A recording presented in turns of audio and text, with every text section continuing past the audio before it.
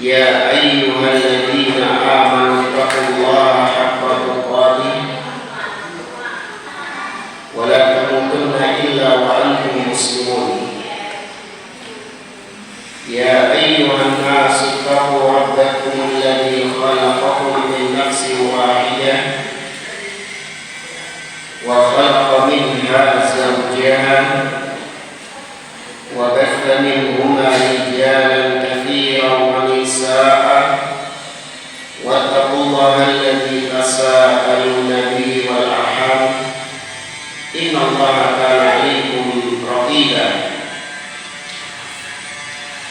يا أيها الذين آمنوا اتقوا الله وقولوا قولا سديدا يصلح لكم أعمالكم ويغفر لكم ذنوبكم ومن يطع الله ورسوله فقد فاز فوزا عظيما أما بعد فإن أصدق الحديث كتاب الله وخير الهدي هدي محمد صلى الله عليه وسلم وشر الأمور محدثاتها وكل محدثة بدعة وكل بدعة ضلالة وكل ضلالة في النار. Ma'asyiral muslimin, ikhwani fillah wa akhwati, para hadirin dan hadirat rahimani wa rahimakumullah. Alhamdulillah, segala puji bagi Allah Subhanahu wa taala yang melimpahkan kepada kita nikmat-nikmatnya sehingga di pagi hari ini kita dikumpulkan kembali oleh Allah di majelis ini dalam kajian tafsir Juz Amma oleh Syekh Abdurrahman bin Nasir As-Sa'di rahimahullahu ta'ala. Pada pertemuan pagi hari ini kita sampai pada tafsir surah Al-Insyiqaq, masih ayat pertama. A'udzu billahi minasyaitonir rajim. Qala Allah 'azza wa jalla, bismillahirrahmanirrahim. Idzas samaa'u unshaqqat. Baik, sebelumnya surah Al-Insyiqaq ini termasuk di antara surat Makkiyah yang diturunkan kepada Nabi Shallallahu Alaihi Wasallam sebelum hijrahnya beliau ke kota Madinah. Dan surat Al-Insyiqaq itu mirip temanya dengan surat yang sudah kita bahas, yaitu surah At-Takwir dan surah Al-Infitar. Ya, surat Al-Insyiqaq ini maknanya, kandungannya mirip dengan surat At-Takwir dan juga surat Al-Infitar. Ini sebagaimana Nabi Shallallahu Alaihi Wasallam mengatakan, man arada an yanzura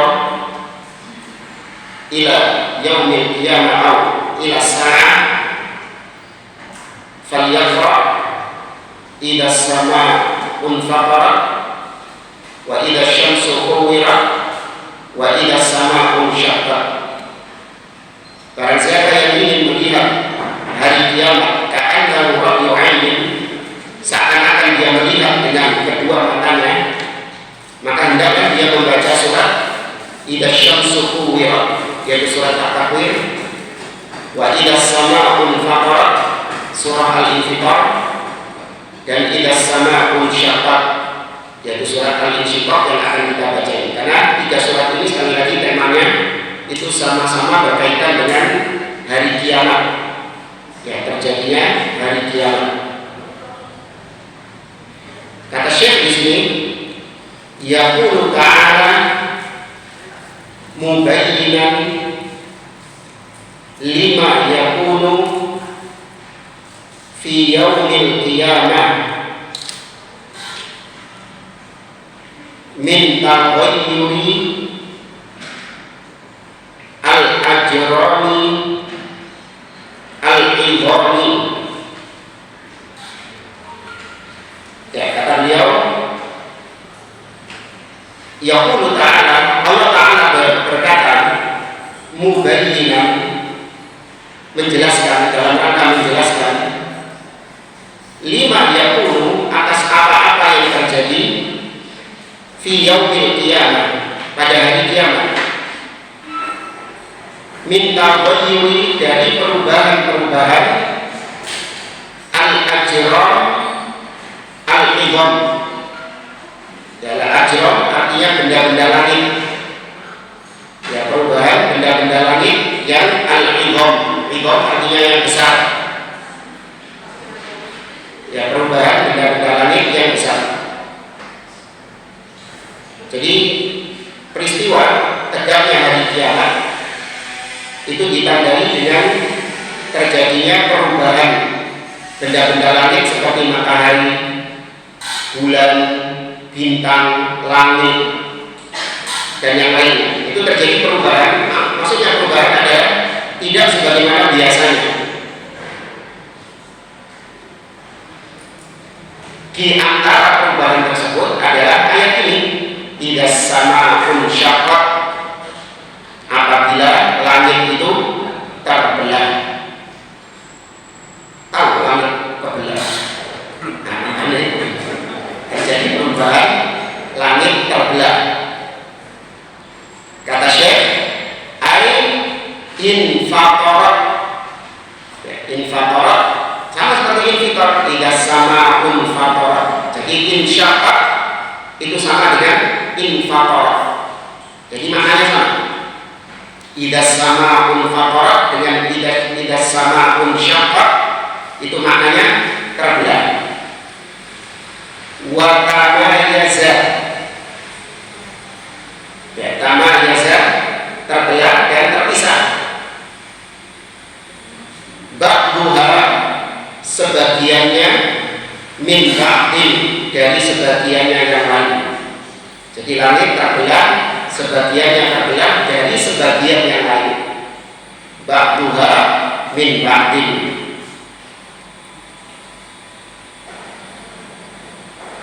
Kemudian wantakarat nujumuha, dan bintang-bintang nujumuha, bintang-bintang langit itu intakarat, yaitu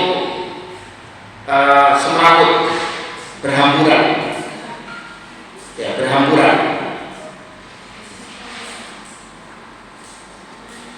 Wa khasafa, khasafa terbenam, ya, khasafa terbenam. Bisyamsiha, mataharinya, wa qamariha, dan bulannya. Ya, jadi langit terbelah, kemudian bintang-bintang berhamburan, dan matahari dan bulan juga terlepas dari tempatnya, dari orbitnya.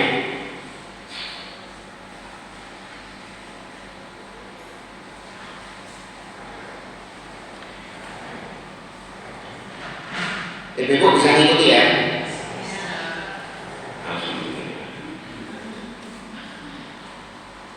Dan kemudian ayat berikutnya,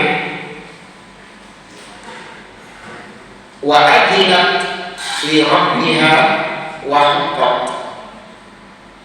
Ya, wa adzinat, dan dia patuh. Siapa yang patuh di sini? Bukan, ya, langit. Ya, kembali ke langit. Wa adzinat, langit itu patuh kepada siapa? Li rabbiha, kepada Rabbnya, kepada penciptanya. Wa huqqat, ya, huqqat artinya sepantasnya, dan memang sudah sepantasnya, selayaknya dia patuh kepada Rabbnya. Dan kita baca di sini tafsirnya, wa adzinat li rabbiha ay istama'at, mendengar. Langit itu mendengar, li amrihi, mendengar perintahnya. Perintahnya siapa tadi? Allah. Masa perintahnya pawang?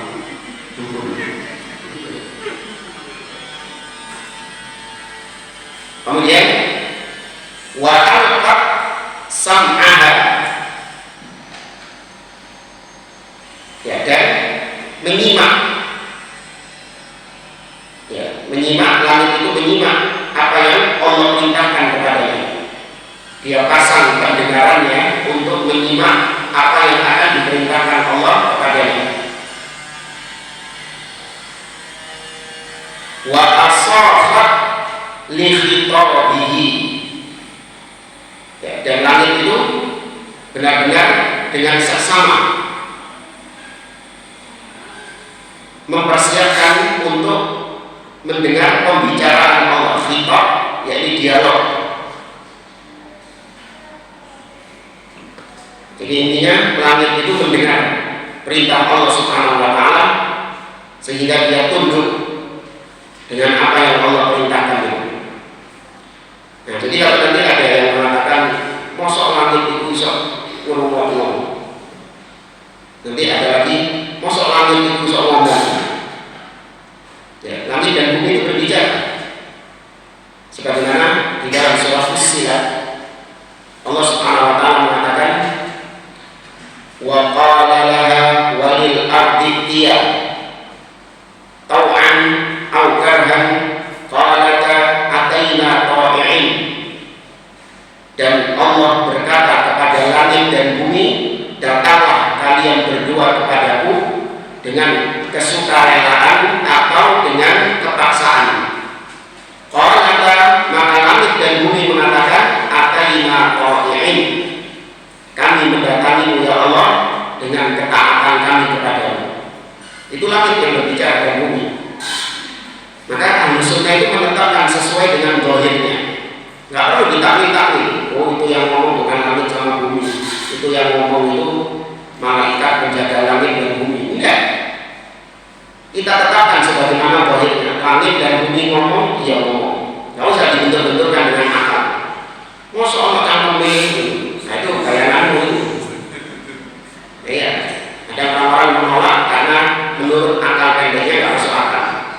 Langit dan bumi ngomong, berarti Allah cangkeme, Allah ilati, ada pita suaranya, itu cangkemmu.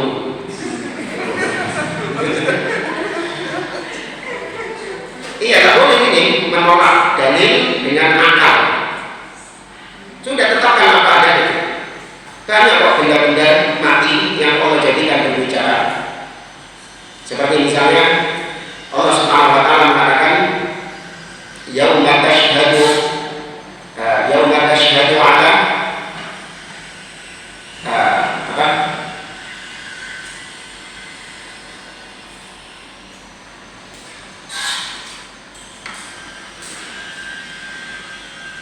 Al-yawma nakhtimu ala afwahihim wa tukallimuna aydihim wa tashhadu arjuluhum bima kanu yaksibun.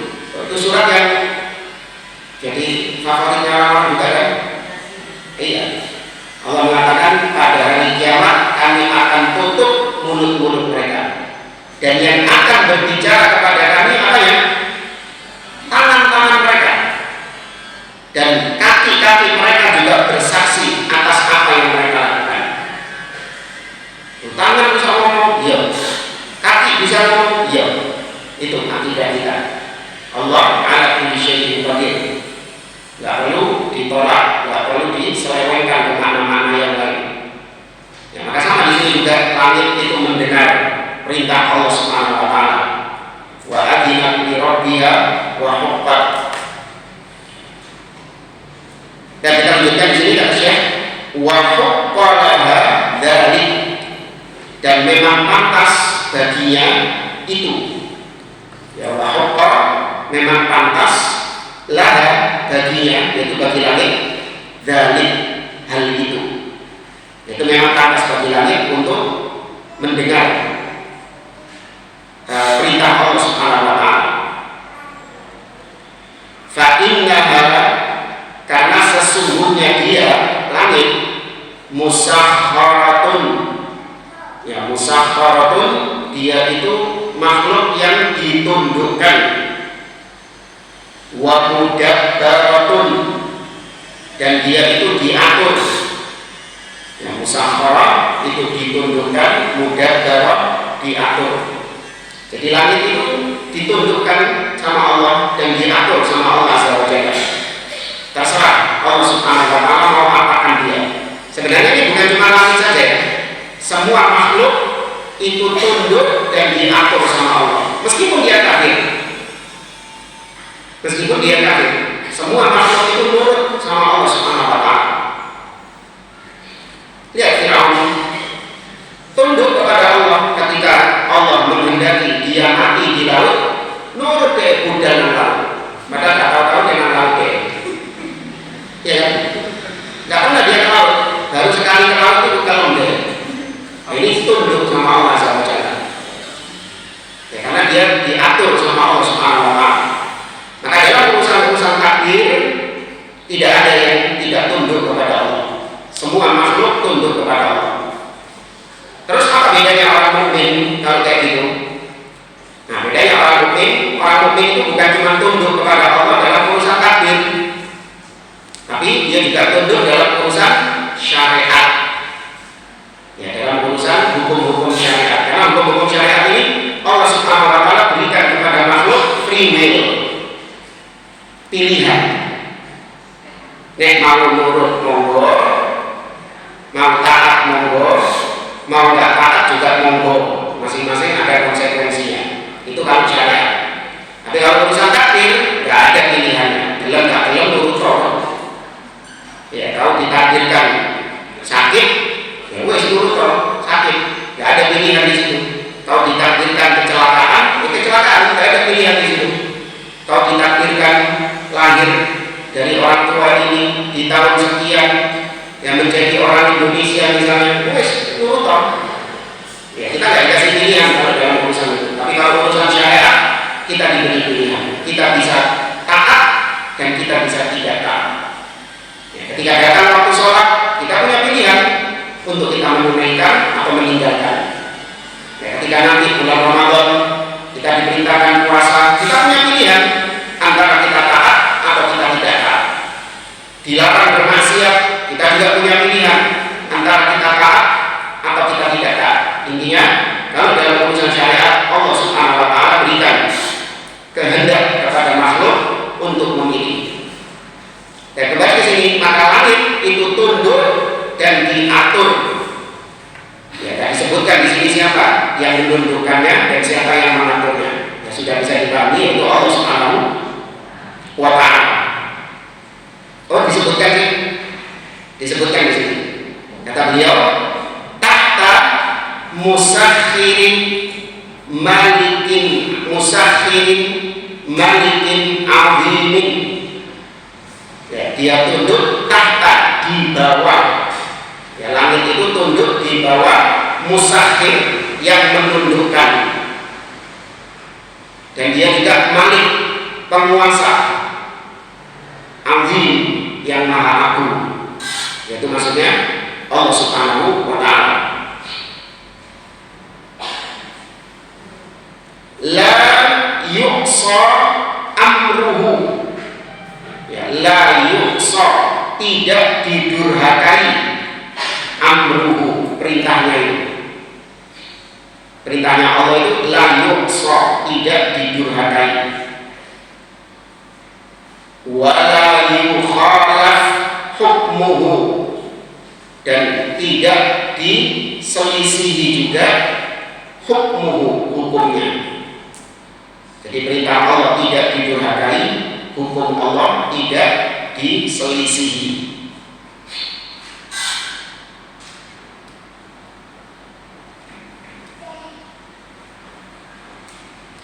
Jemaah rahimani wa rahimakumullah.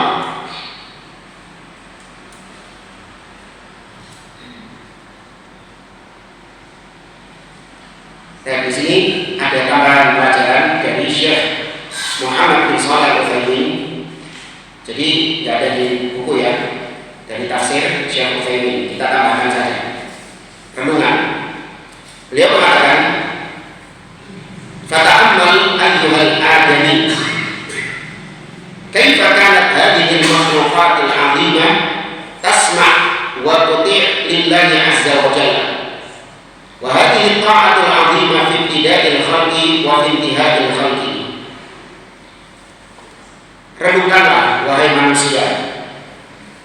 Lihatlah bagaimana makhluk-makhluk Allah yang besar, seperti yang sudah kita lewati, matahari, idza syamsu kuwirat, ketika matahari digulung, langit terbelah, kemudian bintang berguguran. Renungkan, makhluk-makhluk yang sebesar itu tunduk mendengar, tunduk taat kepada Allah Subhanahu wa taala.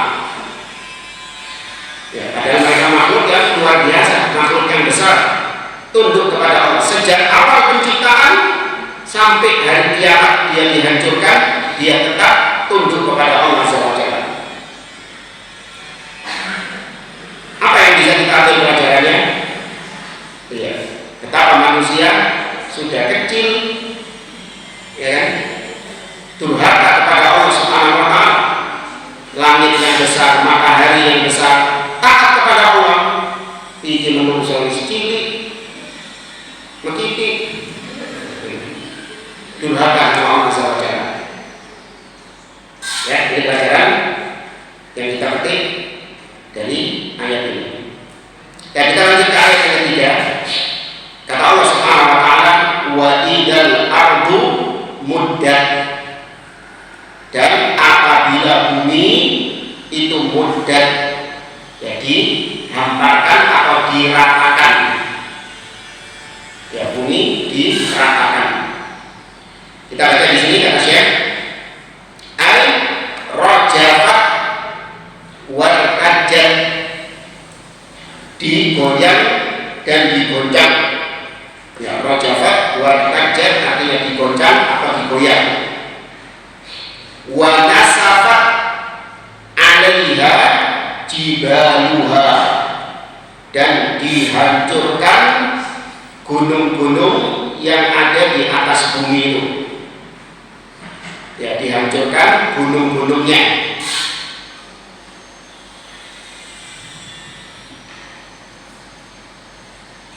Kemudian wadaka ma 'alaiha min bina'in wa ma'lamin. Kata beliau, dan daka, ya, daka dirobohkan, ya, dirobohkan apa-apa alaiha yang ada di atasnya. Ya, dirobohkan apa-apa yang ada di atasnya. Maksudnya di atasnya bumi itu dirobohkan semuanya. Min bina'in, dari bangunan-bangunan, gedung-gedung, rumah-rumah, rubuh semuanya. Wa ma'lamin, dan juga semua tanda-tanda kehidupan manusia.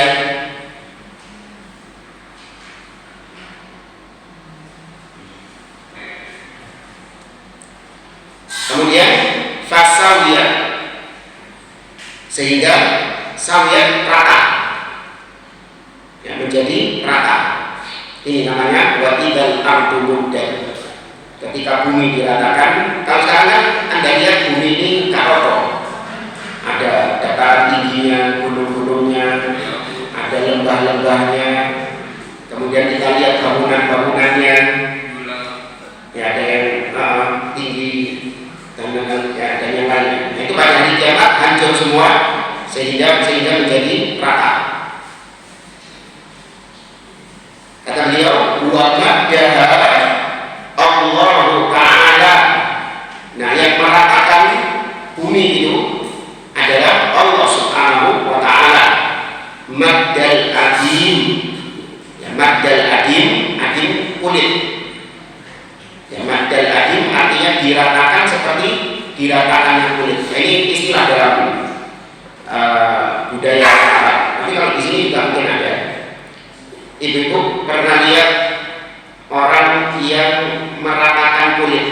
Jadi kalau misalnya kulit sapi, ya kan, kulit sapi habis, biasanya kan dibentangkan, ya. Nah, kulit sapinya itu kan dibentangkan, dibeber, dijemur, nah itu kan diratakan, itu diodot, ya kan, ditarik, diodot sampai benar-benar rata.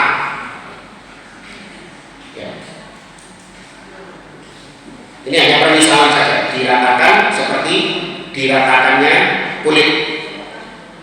Hatta sehingga sorot, ya sorot artinya jadilah, maksudnya bumi ya, sorot jadilah bumi itu wasi'atan jiddan, jadilah bumi itu sangat luas sekali.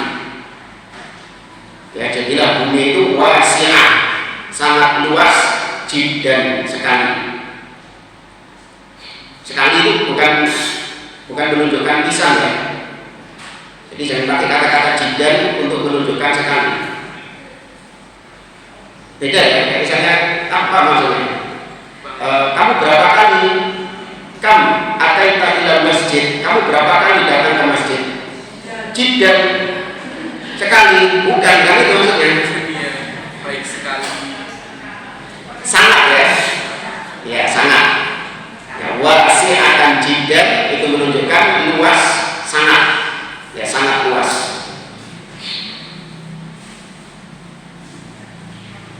Kemudian kata beliau, tasma ahlul mauqif, tasma tasih, ya tasi'u ahlul mauqif. Bumi itu luasnya mencakup ahlul mauqif. Ahlul mauqif ini maksudnya adalah orang-orang yang berdiri di padang mahsyar, tempat pemberhentian ketika nanti di padang mahsyar. Ya, ahlul mauqif. Ala kathratiha, dengan banyaknya ala kathratihim, ala kathratihim, meskipun banyak manusia nanti dikumpulkan di padang mahsyar, itu cukup sepenuh bumi. Tapi tidak ada bumi yang ada diganti dengan bumi yang lain. Ya, jadi bumi yang ada sekarang nanti pada hari kiamat diganti dengan bumi yang lain. Itu bisa lihat di akhir-akhir surat Ibrahim. Ya, di halaman terakhir surat Ibrahim dibuka. Halaman terakhir surat Ibrahim, tepatnya ada di ayat yang ke 48. Ya, tepatnya ada di ayat 48. Jadi langit dibelah, ya bumi diratakan, itu semuanya nanti diganti dengan bumi yang lain. Sudah ketemu ayatnya? 48 surat Ibrahim, yauma tubaddalul ardu ghairal ardi was samawat. Hari, maksudnya hari di sini hari kiamat. Ya bumi diganti, selain bumi yang sekarang, was samawat, demikian juga langit-langit itu diganti. Ya, jadi buminya bukan bumi yang sekarang, langitnya juga bukan langit yang sekarang. Itu semua dihancurkan. Dan alhamdulillah, intinya bumi ya nanti dikatakan sehingga jadilah bumi itu bumi yang lain. Ya tidak sebagaimana bumi yang sekarang ini. Sehingga cukup bagi penduduk di padang mahsyar. Ya, penduduk di padang mahsyar itu tadi ahlul mauqif, orang-orang yang berdiri di padang mahsyar. Dan kita lihat kata Syekh, fatasiru, ya tasiru itu sama seperti sholat tadi, tapi dalam bentuk mudhari'. Fatasiru, maka jadilah setelah itu bumi itu qa'an. Ya qa'an itu hamparan, sof-sofan yang rata. Jadilah bumi itu hamparan yang rata. Makanya aula dalam bahasa Arab disebut dengan qa'ah. Ya qa'ah itu aula, karena aula itu kan sifatnya kan luas. Ya, dan tidak ada barang-barang di situ, maksudnya tidak ada. Iya, ada ruangan ini di tengah-tengah itu luas. Ya aula itu. Maka disebut qa'ah dalam bahasa Arab. Maka bumi itu menjadi hamparan yang luas, sof-sofan yang rata. La taro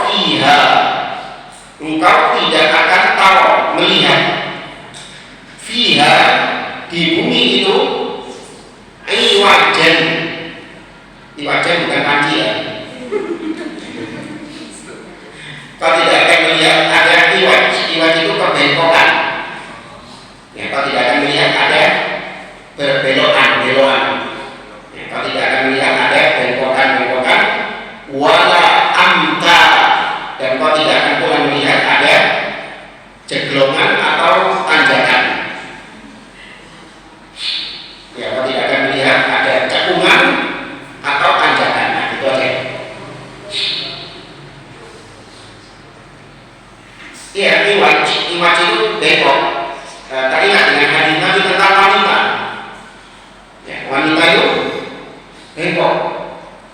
Jadi yang hadis ini ya, Nabi SAW mengatakan innal mar'a khuliqat min dhila', sesungguhnya wanita itu diciptakan dari tulang rusuk. Wa idza dhahabta tuqimuha kasabtaha, apabila kau paksa untuk lurus maka akan patah. Wa kasruha talaquha, dan patahnya itu adalah perceraiannya. Terus gimana menyikapi istri? Kata Nabi sallallahu alaihi wasallam, fastamti' biha, kau bersenang-senanglah sudah dengan istrimu, wa biha iwaj. Tapi ingat, istrimu bagaimanapun juga tetap bengkok. Iya, bagaimanapun juga sifat wanita itu bengkok.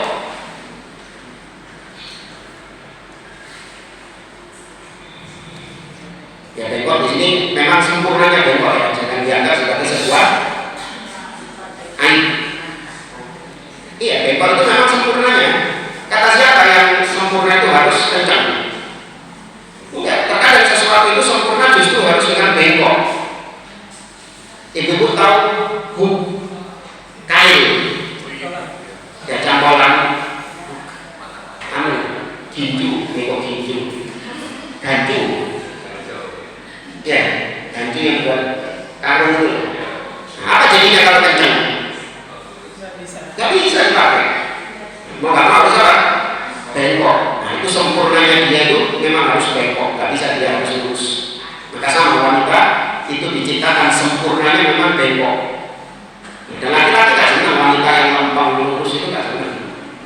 Laki-laki senangnya memang wanita dengan kebengkokannya.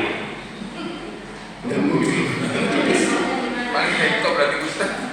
Iya, jadi jangan paksakan untuk lurus, karena memang bukan kodratnya. Kenapa? Iya deh, sifat bengkoknya wanita itu lemah, lembek, ya kan? Manja, terus iya baperan, manusia. Jadi ya dulu, ini bapak-bapak juga kalau punya suami itu nek ngomong terus, ya nggak ada manja-manjanya, nggak ada cengeng-cengengnya, kuat dia bisa angkat galon 2 misalnya. Mau punya istri kayak gitu kan? Oh iya, ngeri ya kalau punya istri kayak gitu. Maka kita laki-laki itu memang dijadikan suka sama kebengkokan wanita juga. Ya. Oke, kita lanjutkan ayat yang keempat.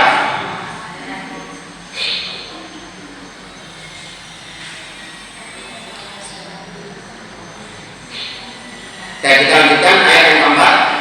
Wa alqat, ya, wa alqat ma fiha wa takhallat.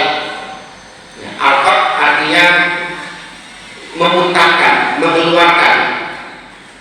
Siapa yang memuntahkan ini? Bumi. Apa yang dimuntahkan, dikeluarkan sama bumi? Ma fiha, apa-apa yang ada di dalamnya. Jadi apa yang ada di dalam bumi itu dimuntahkan, dikeluarkan sama bumi. Wa takhallat, dan bumi mengosongkan isinya. Ya, bumi mengosongkan isinya. Apa yang dimuntahkan? Perhatikan di sini. Wa alqat ma fiha minal amwat. yang dikeluarkan dari bumi adalah mayit-mayit, ya, jenazah-jenazah, bangkai-bangkai, wal kunuz, dan juga yang dikeluarkan oleh bumi, yang dimuntahkan oleh bumi adalah al kunuz, yaitu harta-harta yang terpendam di dalamnya, harta karun. Kenapa disebut harta karun? Nah, soalnya korun dipendam sama harta-hartanya. Iya, seperti dalam surat Al-Qasas, Allah mengatakan wa khasafna bihi wa bidarihi al-ard, dan kami pendam korun itu beserta rumahnya yang ada harta di dalamnya, itu dipendam semuanya, ditenggelamkan ke dalam bumi. Maka kalau kita eker-eker tanah kemudian nemu uang, bentuknya harta karun. Padahal karun nggak pernah pakai rupiah. Iya. Nah, nemu duit di wadah harta karun. Kemudian watafallat minhum, dan bumi mengosongkan dari mereka, mengosongkan dirinya dari mereka, maksudnya dari manusia itu.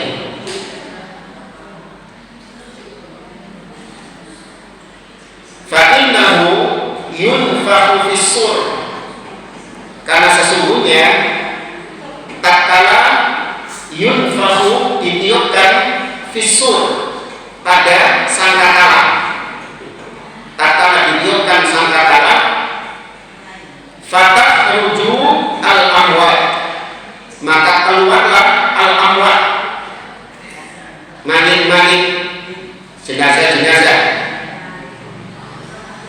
minal ajdad, dikeluarkan dari kuburan-kuburan mereka, ila wajhil ard, dikeluarkan menuju wajahnya bumi. Wajahnya bumi itu berarti permukaan bumi.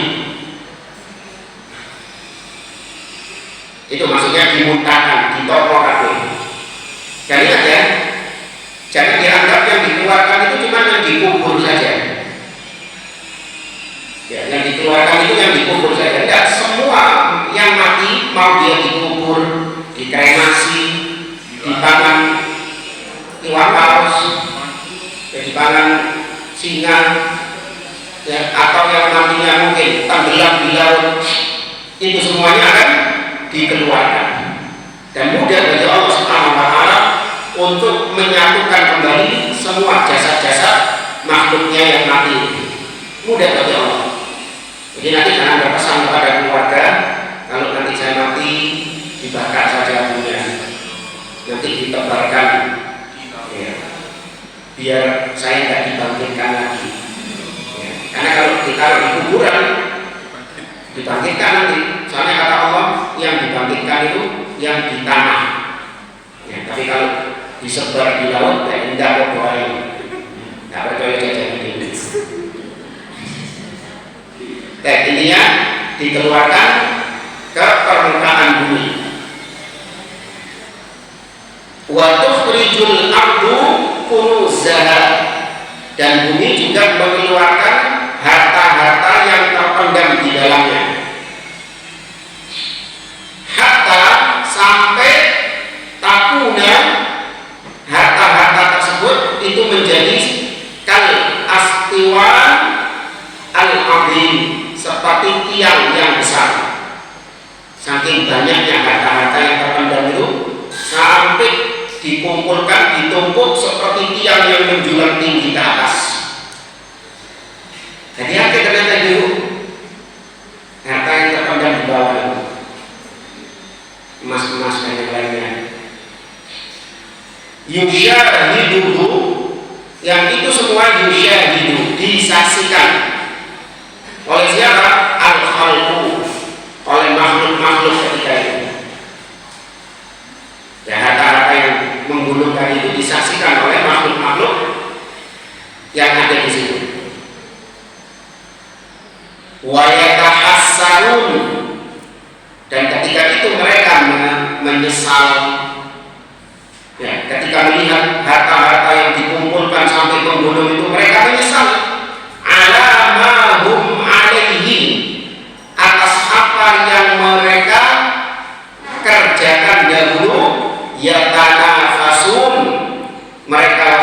saling berlomba-lomba rebutan harta. Tiba-tiba pada hari kiamat harta ini berapa ribu? Iya, ditumpuk kayak gitu, kalau masih cukup. Nggak ada yang mengambil harta ditumpuk sebegitu banyak, tidak ada yang mengambil. Yauma la tanfa'u malun wala banun illa man atallaha biqalbin salim. Pada hari kiamat tidak bermanfaat lagi harta dan anak keturunan. Oh, tenang, harta kurake bisa tak sokok mereka. Ya, saya bisa, karena di dunia kebiasaan gitu. Hartaku banyak, saya bisa melakukan apapun dengan uang saya. Tak bayar, siapa yang bisa tak bayar? Ustaz dibayar. Ini dibuka Ustaz, nanti kalau kajian jangan ngomongin masalah ini ya Ustaz ya. Nanti tak kasih sekian. Oh iya, wis beres. Iya, diatur Ustaz ya. Ini banyak panitia orang-orang fulus ngatur Ustaznya. Nanti request Ustaz, nanti jangan nyampaikan ini ya, jangan ini, yang disampaikan ini saja. Ustaz yang melok kan, dia boleh beres. Alhamdulillah, pokoknya lancar. Gak benar, dakwah-dakwah demikian. Ustaz menyampaikan apa yang memang diperlukan oleh jamaah, bukan disetir sama orang-orang kaya sesuai dengan selera mereka. Nanti orang-orang kaya ini ketika di akhirat, ketika pada hari kiamat mereka melihat harta yang begitu banyak tertumpuk, maka mereka merasa bahwasanya dahulu sia-sia mereka mengumpulkan harta. Tidak ada manfaatnya pada hari kiamat, tidak bisa menyelamatkan mereka dari neraka Allah Subhanahu wa taala. Tidak bisa serta-merta membuat mereka masuk ke dalam surga secara instan. Tidak. Wala banun, dan demikian juga anak-anak keturunan, tidak ada manfaatnya. Oh tenang, anak keluarga untuk kalau saya bisa nolong ya, anak saya banyak, sukses ya, saya nanti bisa ditolong pada hari kiamat. Ya, ada anaknya sendiri juga tidak bisa menolong dirinya. Sudah lihat ya tafsir surat An-Nisa, yauma yafirrul mar'u min akhihi wa ummihi wa abihi wa sahibatihi wa banihi likulli imri'in minhum yawma idzin sya'nun yughnihi. Tidak ada manfaatnya anak-anak keturunan. Yang bisa menolong kita adalah amal perbuatan kita sendiri. Kemudian wa adhinat li ayat berikutnya wa adhinat li rabbiha wa huqqat. Wa adhinat li rabbiha wa huqqat. Dan memang pantas bagi langit bumi ini ya, meskipun sama seperti ayat yang kedua tadi, tapi yang dimaksud di sini bumi. Kalau yang sebelumnya tadi apa? Langit. Ya, memang pantas baginya, maksudnya bagi langit untuk tunduk kepada Rabb-nya. Ya, untuk patuh kepada Rabb-nya. Nah, ini kalau ayat yang kelima ini bumi. Ya, bukan langit. Kemudian kita lanjut ayat yang ke-6, ya ayyuhal insan innaka kadihun ila rabbika kadhan famulaqihi. Wahai sekalian manusia, sesungguhnya kau ini kadih, yaitu seorang yang worker, seorang pekerja. Ila rabbika, kau ini melakukan pekerjaan nanti ujung-ujungnya kepada Rabb-mu. Ya, ujung-ujungnya kepada Rabb-mu. Kadahan dengan sebuah pekerjaan, famulati, engkau akan berjumpa dengan Rabb-mu. Maksudnya gini, secara global ya, sebelum kita baca tafsirnya. Semua manusia itu tidak ada yang bekerja, semuanya kerja. Maksudnya kerja di sini melakukan aktivitas-aktivitas. Ada yang taat kepada Allah, ada yang kufur kepada Allah SWT. Dua-duanya pekerjaan. Yang taat kepada Allah, mereka bekerja, ya, mereka ibadah kepada Allah, melakukan pekerjaan. Ujung-ujungnya yang taat kepada Allah ini ke siapa? Endingnya itu kemana dia? Ke Allah juga.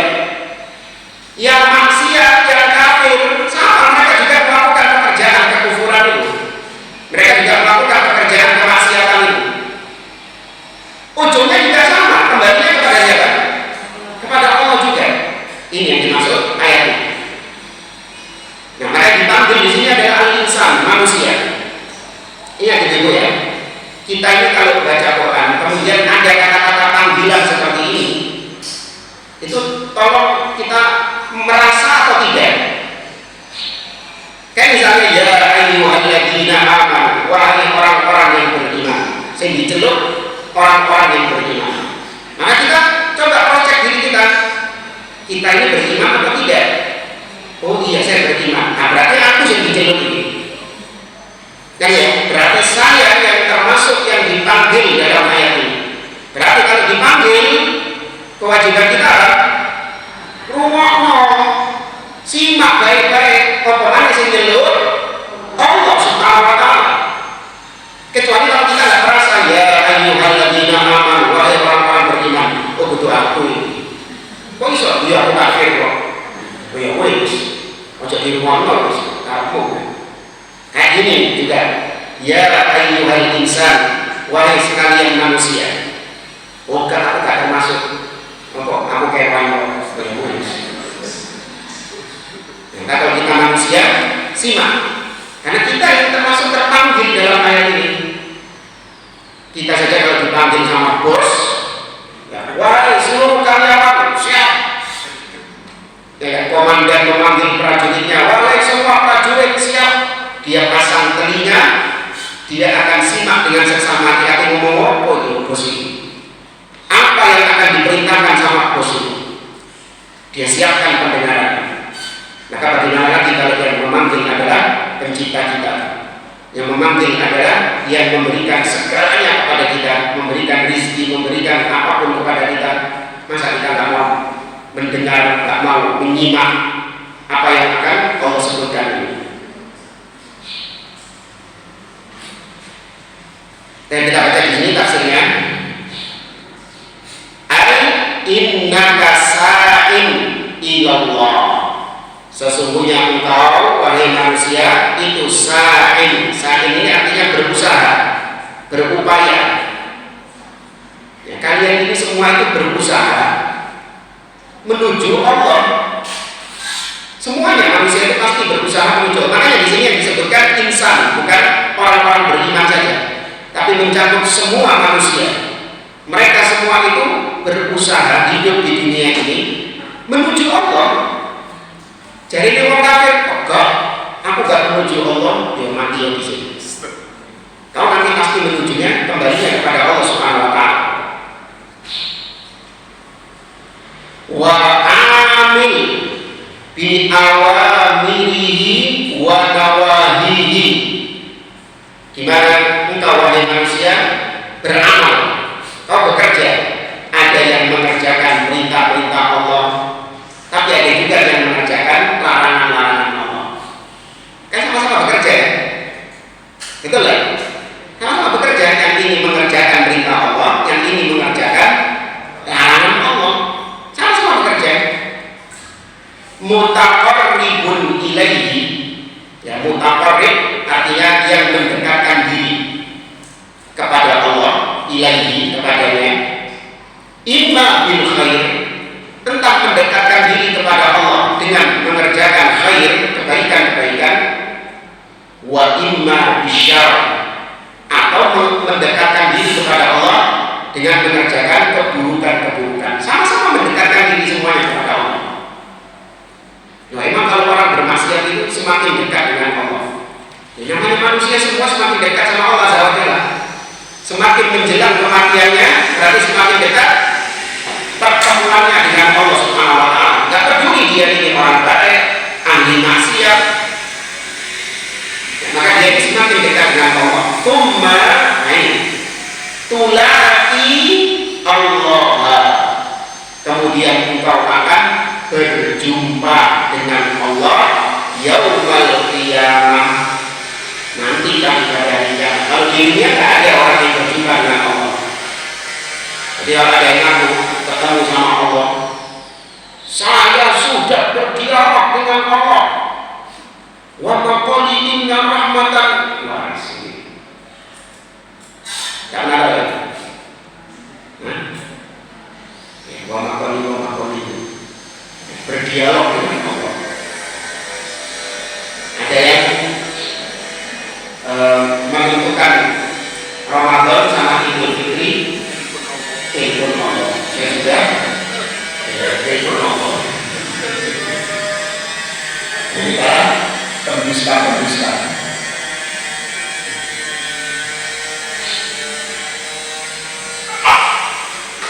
Baik, maka kalau akan berjumpa dengan Allah Subhanahu wa Ta'ala, fala ta'himu minhu jazaan bil fadli in kunta sa'idan, maka engkau tidak akan mungkin lepas dari balasan Allah, jazaan dari balasan bil fadli, entah engkau dibalas dengan karunia Allah, in kunta sa'idan, apabila kau memang ditetapkan menjadi orang yang sa'id, yang berbahagia, au bil adli, atau kau mendapatkan balasan keadilan dari Allah, in kunta syaqiyan, apabila engkau termasuk orang yang sengsara. Coba perhatikan di sini Ibu. Di sini disebutkan ada fadli, ketemu kata-kata fadli, bil fadli, ketemu ya? Nah, itu garis bawahi. Kemudian bil adli, setelahnya itu ada adli. Nah, fadl itu artinya karunia dari Allah, pemberian anugerah. Sedangkan adil artinya keadilan. Dua ini adalah bentuk interaksi Allah kepada semua makhluknya.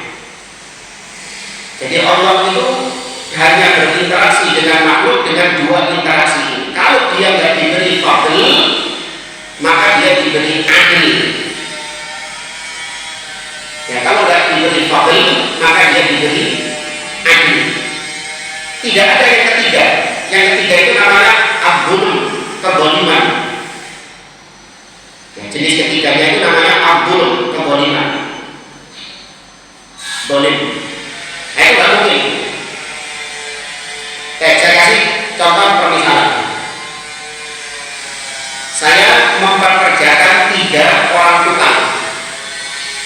Karena kebetulan ada tukang kerja sekarang.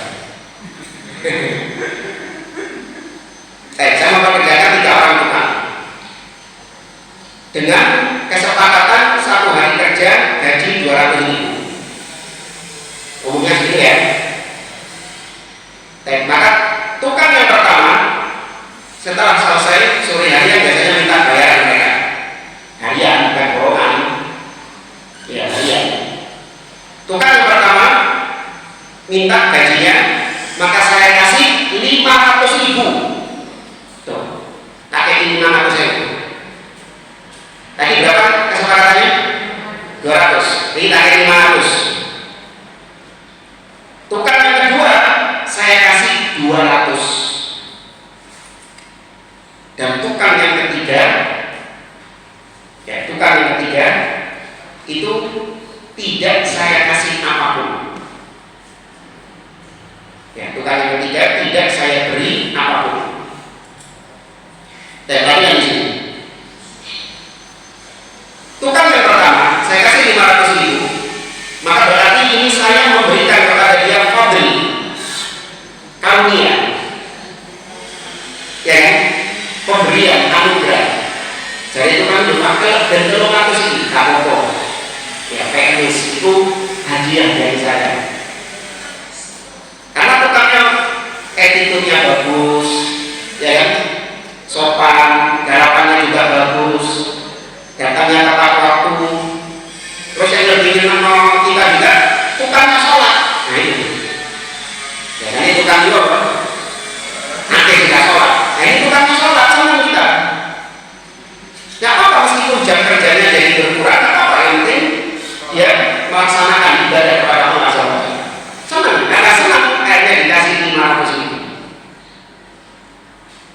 Nah sedangkan tukang yang kedua, ya tukang yang kedua, maka dia itu kerjanya biasa dia. Yang penting semua selesai seperti yang dia katakan, tapi ya gitu biasa saja, tidak ada yang spesial dari dia.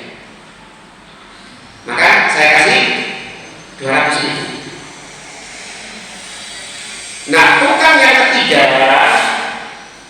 nggak saya kasih apa-apa. Ya, nggak saya kasih apa-apa dia. Kenapa? Karena dia itu ketika jam kerja, dia itu lebih banyak rokokan, ngopi, main HP. Iya, nggak kerja ya. Itu pun nggak pernah telat. Harusnya tukang datang jam 8, dia datangnya jam 11. Teko-teko, kayak kopi, rokokan. Nanti siang istirahat, pulang. Balik-balik jam 3. Jam 3, mana rokokan, kopi, jam 4, pulang minta bayar. Nggak saya kasih bayar. Nah, ketika saya nggak kasih bayar kepada dia, apakah saya zalim? Nah, berarti saya berikan dia muamalah apa? Fadl atau adil? Fadl? Adil dong. Loh, kok itu gak kerja kok? Mek tengah rokokan, HP-an, tak koyo telat. Apakah pantas kalau saya kasih kau gaji? Tidak. Maka adil kalau saya tidak memberikan kepadamu apa-apa. Maka demikian juga orang kafir, ketika nanti tidak diberikan surga dan dimasukkan ke neraka, itu bukan kezaliman dari Allah SWT, tapi itu apa? Adil. Nah, itu keadilan dari Allah SWT. Jadi jangan dianggap itu bentuk kezaliman. Wah, Allah kok zalim ya? Padahal ini uangnya api-api ini. Ini orang kafir ini baik dia itu. Dia ini suka menolong orang, dia suka kebaikannya, dia sudah dibalas sama Allah di dunia. Ya, karena balasan orang kafir itu cuma sampai mana? Sampai dunia saja. Adapun akhirat, dia tidak mendapatkan balasan apapun kecuali siksa dari Allah Subhanahu wa Ta'ala. Maka itu adil. Jangan dianggap bentuk kezaliman. Kan bedanya fadl sama adil ya.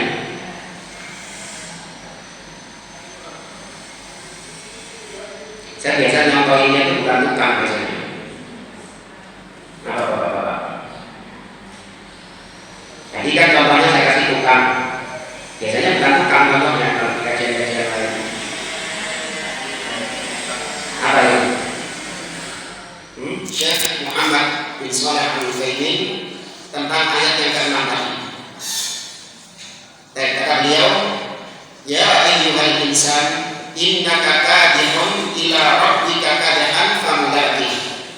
Wahai sekalian manusia, sesungguhnya kalian adalah orang-orang yang berusaha untuk menuju Rabb kalian dengan usaha-usaha kalian. Yakni maksudnya kata beliau, engkau wahai manusia, engkau berupaya dengan upaya-upayamu, tetap saja ujung-ujungnya engkau akan kembali kepada Allah. Ujung-ujungnya engkau akan berjumpa kepada Allah. Ending dari pekerjaanmu, kesudahan dari aktivitasmu di dunia, itu pasti menuju Allah Subhanahu wa Ta'ala. Li'annana sanamut, karena semua kita, baik yang mukmin, yang kafir, yang taat, yang maksiat, semuanya akan mati. Dan ketika mati, roja'na ilallah, kita semua akan kembali kepada Allah Azza wa Jalla. Famahma aminta fa innal muntaha huwa Allah Azza wa Jalla. Maka apapun usaha, upaya, kerjaan yang kau lakukan di dunia ini, pasti endingnya itu adalah Allah Subhanahu wa Ta'ala.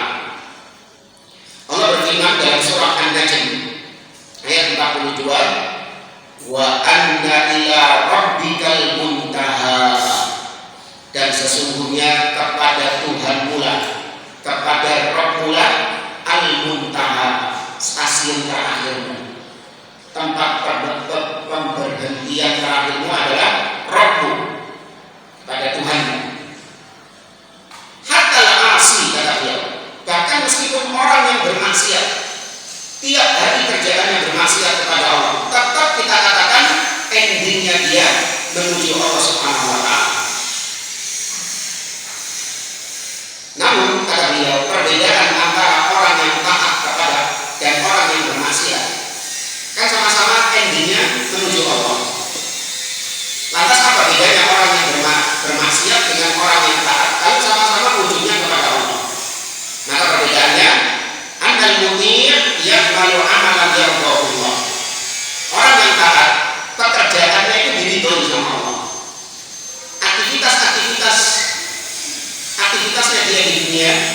itu diridhoi oleh Allah Subhanahu wa taala. Sedangkan orang yang ahli maksiat, maka aktivitasnya dimurkai sama Allah Subhanahu wa taala. Jadi sekali lagi perbedaannya, persamaannya sama-sama menuju Allah. Baik yang taat apapun yang maksiat. Tapi perbedaannya, kalau yang taat itu aktivitasnya diridhoi sama Allah, tapi kalau yang bermaksiat aktivitasnya dimurkai sama Allah SWT.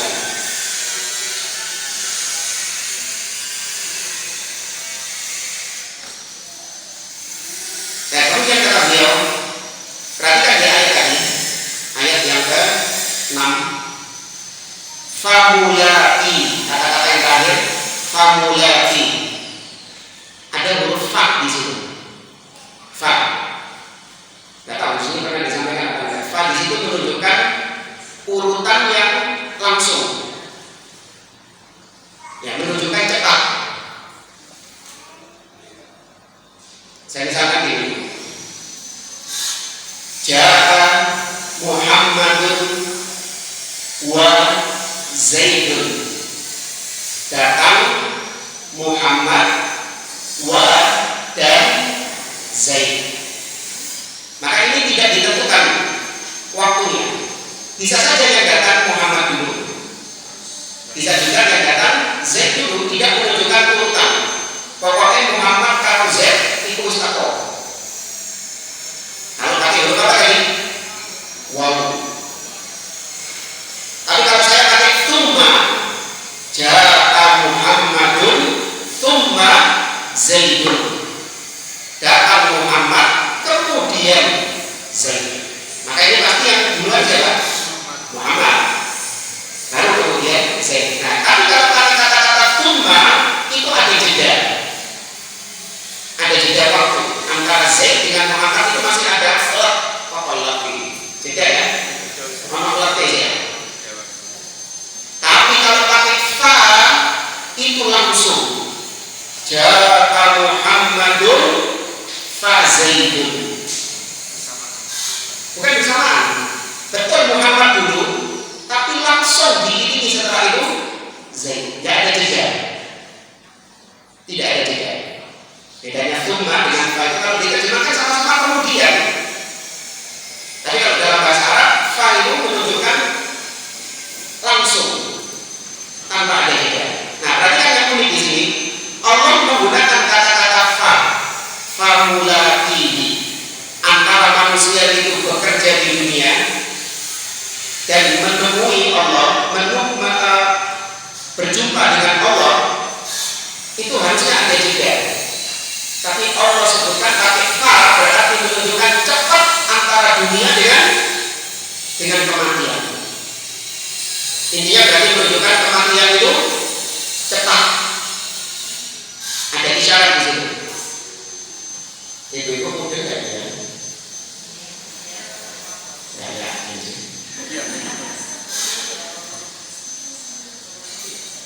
Ya Pak Ibu. Intinya pokoknya fa di situ menunjukkan cepat. Kan ayatnya ini kan yang pertama menyebutkan wahai manusia kalian itu bekerja. Nah, ini bekerja ini berarti di mana? Dunia kan? Tapi nanti ujung-ujungnya kalian famulai, berjumpa dengan Allah.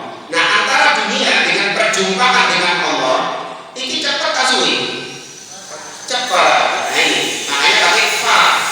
Berarti menunjukkan kehidupan dunia itu singkat. Nah, itu menunjukkan kehidupan dunia itu singkat. Ya. Ini dalam bahasa Arab demikian. Dan ini diperkuat dengan ayat-ayat seperti misalnya Allah Subhanahu wa taala mengatakan dalam surah Al-An'am ayat 134, innama tu'aduna la'atin, sesungguhnya yang telah dijanjikan kepada kalian itu akan datang. Maksudnya kematian. Sesuatu yang akan datang itu pasti cepat. Iya, sesuatu yang akan datang itu pasti cepat. Sedangkan sesuatu yang sudah berlalu itu sudah lama. Meskipun itu baru kemarin. Itu sudah dikatakan lama. Kenapa lama? Karena nggak mungkin kita bisa balik lagi. Berbeda dengan apa yang akan datang, itu cepat. Karena kita menuju ke sana. Ya, kita akan menuju ke sana. Maka kematian itu cepat kata beliau. Allah juga berfirman dalam surat Asy-Syura ayat 17. Wa ma yudrika la'alla as-sa'ata qarib. Dan tahukah engkau bahwa saat hari kiamat itu qarib, dekat. Dan hari kiamat itu ada yang perorangan dan ada yang internasional. Ya, hari kiamat berlaku buat perorangan dan ada hari kiamat yang internasional seluruh dunia. Apa maksudnya? Hari kiamat perorangan itu berarti apa maksudnya? Mati. Semua yang mengalami kematian berarti dia sedang mengalami hari kiamat untuk dirinya. Ada yang internasional, ini yang kita bahas tadi. Ya, tidak sama unsyakat dan seterusnya. Nah, maka kematian itu dekat. Berarti perjumpaan kita dengan Allah Subhanahu wa taala sangatlah dekat. Kemudian di sini renungan dari beliau. Fandur mama bagi komunikasi. Coba masing-masing di antara kita merenungkan sudah berapa usia yang kita lewati sampai detik ini. Lau madalaka mi'atu sana ka'annama hadhihi sanawat sa'an wahidah. Seandainya sudah berlalu usia kita 100 tahun lah katakanlah. Kita hidup di dunia ini sudah 100 tahun. Maka kata beliau seakan-akan 100 tahun ini adalah sesaat. Singkat.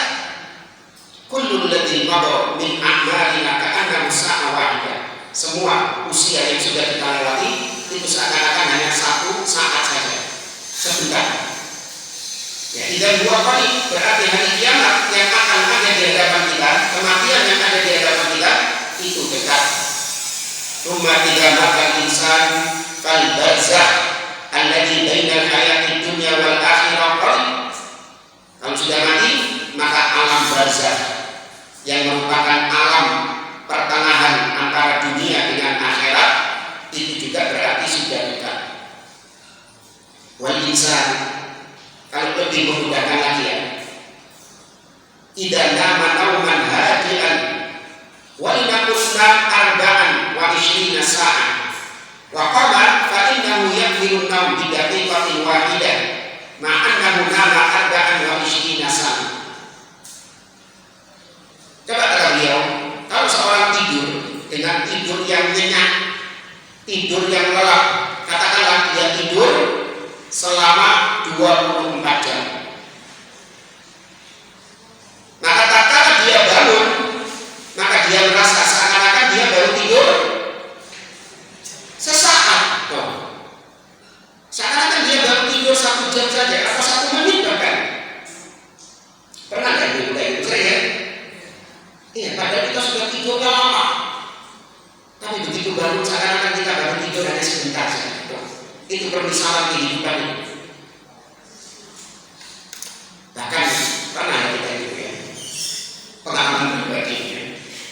Ya, semoga Allah SWT mengampuninya. Kita mungkin dulu sekitar ya 2007, 2000, ya hampir 20 tahun lalu. Kita dulu pernah ditunjuk menjadi imam tetap di salah satu masjid di dekat rumah. Nah, ketika subuh, biasanya itu saya bangun lebih awal untuk mempersiapkan murojaah surat yang akan saya baca. Karena subuh ini kan memang agak panjang suratnya. Ya, maka kemudian ya taruhlah kalau sekarang subuhnya itu jam 4 lebih 7, jam 4 lebih 10. Ya, saya bangun biasanya setengah jam lebih awal, setengah 4 lah saya bangun. Ya, maka kemudian saya bangun, saya duduk di atas kasur, saya ambil mushaf, kemudian saya mulai murojaah. Ya, waktu itu kalau nggak salah surat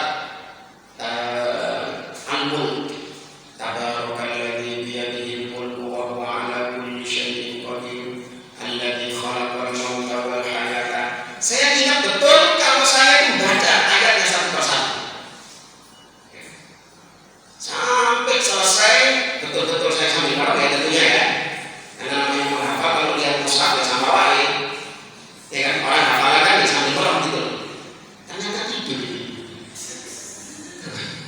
Tidak itu. Begitu saya sudah hafal, saya melek kadang bisa. Tidak ya Pak. Melek kadang itu kadang. Saya juga senang. Iya 12 saya sampai tengah gitu kan. Saya kadang lagi baca ayat ini. Kadang cuma mungkin nggak sampai 10 menit gitu deh. Saya bacanya. Dari awal surat An-Nur sampai selesai itu 10 menit. Tapi bangun-bangun sudah terang. Cepat luar biasa. Kalau melihat itu semua menunjukkan bahwa kehidupan dunia ini singkat, ya sangat singkat sekali. Maka waktu yang Allah berikan kepada kita benar-benar kita manfaatkan untuk mempersiapkan kematian kita. Karena waktu adalah nikmat dari Allah yang paling berharga, yang paling mahal.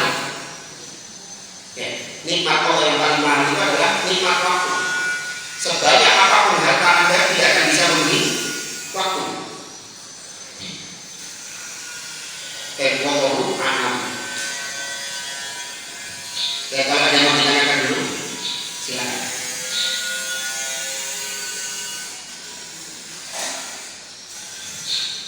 Kalau nggak ada, alhamdulillah. Ya, silakan.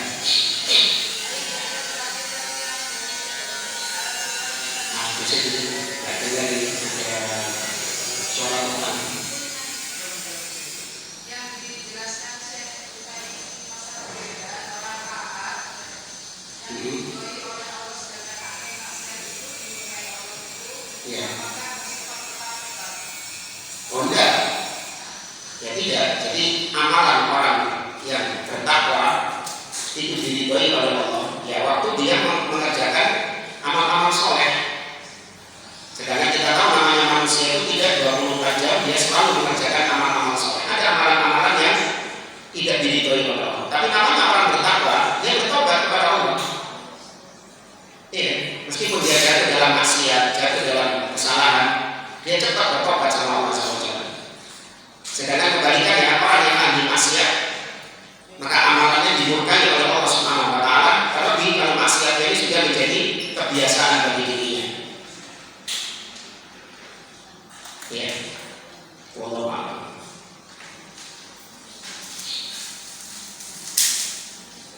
Yang lain?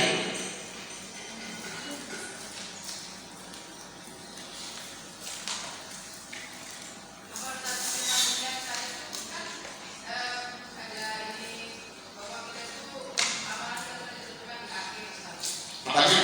Amalan kita itu kan ditentukan akhirnya. Iya betul.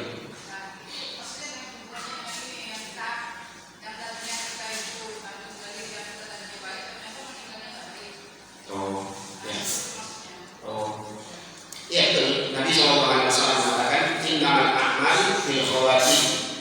Sesungguhnya amalan itu tergantung endingnya, akhirannya. Nabi juga mengatakan innal abda inna ahadakum la ya'mal bi amali ahli jannah hatta ma yakuna bainahu wa bainaha illa dira' fayasbiqu 'alaihi al-kitab fay'amal bi amali ahli an-nar fayadkhuluha. Sesungguhnya ada salah seorang di antara kalian, katakan Nabi, yang mengamalkan amalan-amalan penghuni neraka sampai penghuni surga dulu, penghuni surga. Dia mengerjakan amal-amal soleh sampai antara dia dengan surga cuma tinggal sejengkal saja.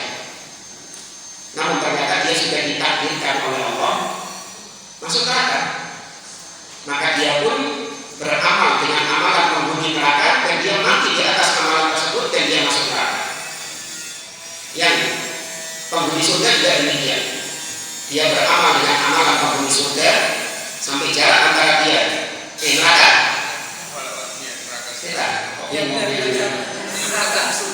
Oh iya, ini kebalikannya.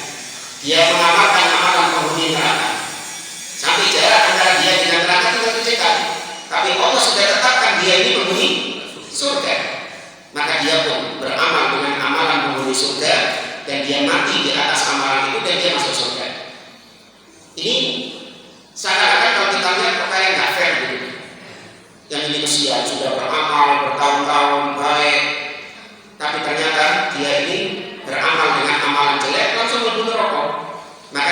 ditegaskan di hadis yang lain, kata Nabi, fima yabdu linnas, dia itu beramal dengan amalan surga, amal-amal soleh itu sing ketok di mata manusia, yang kelihatan di mata manusia dia beramal dengan amal-amal soleh, tapi di sisi Allah dia itu dari dulu memang amalannya buruk, ibadahnya dia ya kan, tidak ikhlas. Yang tahu itu siapa yang kayak gini? Allah. Kita manusia melihat dohirnya, oh fulan ini masya Allah dia ini soleh, tahu-tahu matinya murtad misalnya, itu kan bikin kita tercengang gitu. Kan dia ini soleh kok matinya murtad gitu kan. Oh berarti memang selama ini ada problem ya, memang dari dulu dia ini ada problem. Dan Allah maha tahu, jadi jangan dianggap Allah kalau sudah menentukan surga neraka, kan sudah ditentukan ya surga neraka ini ya. Iya, jangan dikatakan belum. Allah maha tahu. Bukan artinya Allah memaksa kita, tidak. Allah itu sudah tahu kita ini amalannya itu apa-apa, dan itu dengan kehendak kita. Tapi Allah dengan ilmunya tahu fulan ini nanti pada tanggal sekian, di hari sekian dia akan mengerjakan amal ini, dia akan bermaksiat ini, dia akan ini. Sampai orang tahu juga dia mati di atas keimanan atau di atas kekufuran. Maka sudah dari situ Allah tetapkan fulan di surga, fulan di neraka. Kita yang tidak tahu, kata Nabi, dia malu beramal, berusaha. Fakullu muyassarun lima khuliqa lahu. Semuanya akan menuju ke takdirnya masing-masing. Tidak mungkin miss, tidak mungkin meleset. Nah tadi yang ahli maksiat itu, kenapa dia bisa masuk surga? Sama seperti tadi, dia itu di mata manusia banyak berbuat maksiat, dikenal sebagai ahli maksiat. Tapi di sisi Allah, dia ini adalah seorang yang tawab, dia ini seorang yang suka bertobat. Artinya dia itu jatuh bangun dengan maksiatnya itu, berjuang dengan kemaksiatannya itu. Dia maksiat, tobat, bukan sengaja tobat, bukan. Benar-benar dia tobat, menyesal, tapi ternyata hatinya lemah, maksiat lagi, nyesel lagi. Ingat ya, beda ya dengan tobat yang main-main ya. Kalau tobat yang main-main ini tidak diterima kan tobatnya. Maksiat kan gampang pulang soal tobat. Gue lagi soal maksiat lagi, gue lagi soal tobat lagi. Enggak, ini tobat main-main ini. Ini benar-benar tobat ya. Benar-benar dia menyesal, benar-benar dia tangisi dosanya itu. Tapi ternyata sehari dua hari hatinya lemah, jatuh lagi ke dalam maksiat lagi, tobat lagi. Nah ini perjuangan dia ini ada nilainya di sisi Allah. Manusia tidak lihat tobatnya, yang dilihat sama manusia apa ya? Perbuatan maksiatnya tadi. Nah kita manusia boleh menghukumi dohirnya saja. Kalau dia memang dohirnya ahli maksiat, nggak masalah kita sebut dia sebagai ahli maksiat. Iya, tapi kan nanti bisa jadi dia bertobat. Ya itu yang nggak nampak gitu. Kita ini cuma menghukumi yang apa? Yang nampak saja, nggak masalah. Ada orang mau melamar anak gadis kita, dilihat dia ini memang terkenal ahli maksiat. Nah jangan pakai tadi persepsi, mungkin saja dia ini yang tak suka.